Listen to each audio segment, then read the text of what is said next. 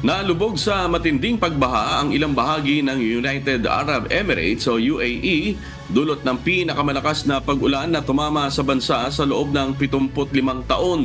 Kahapon April 17, sinabi ng state media ng bansa na nakapagtala ng mahigit sa 10 pulgada ng ulan sa loob lamang ng isang araw sa ilang apektadong lugar na pinakamataas mula pa noong 1949. Dahil sa baha, pansamantalang sinuspinde ang operasyon sa Dubai International Airport kung saan mahigit 270 na flights ang nakansela habang 370 na flights naman ang na-delay kahapon.